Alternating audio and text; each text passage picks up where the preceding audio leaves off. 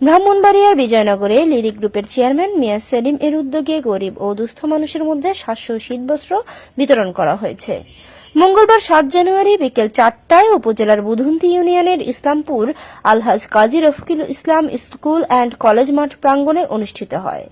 অনুষ্ঠানে সভাপতিত্ব করেন লুৎফর রহমান মাস্টার, সাবেক সাধারণ সম্পাদক 1 নং বুধুন্তি ইউনিয়ন বিএনপি। সঞ্চালনা করেন আব্দুল কাইয়ুম রাষ্ট্র মিয়া। স্বাগত বক্তব্য রাখেন আহমদ হোসেন চৌধুরী মাস্টার।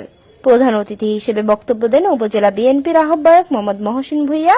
বিশেষ অতিথি হিসেবে বক্তব্য রাখেন জাকির হোসেন, শাহ আলম, জিয়াউদ্দিন খান নয়ন, মুন্সি আসাদুজ্জামান আসাদ, চমক ভূঁইয়া, মহিবুর রহমান প্রমুখ।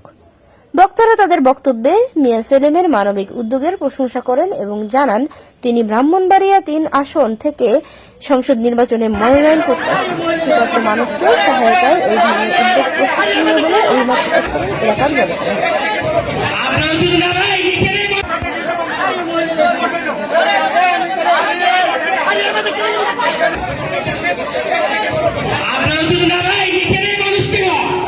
আমরা যদি উনি আসি ওনাকে সাদরে গ্রহণ করব, আমরা আমাদের ঐক্যের প্রতীক হবে মিয়া মোহাম্মদ। তাই আমি বক্তব্য লম্বা করব না, আমি সর্বশেষ একটি কথাই বলবো, মনে রাখতে হবে গণতন্ত্র প্রতিষ্ঠিত করতে হবে।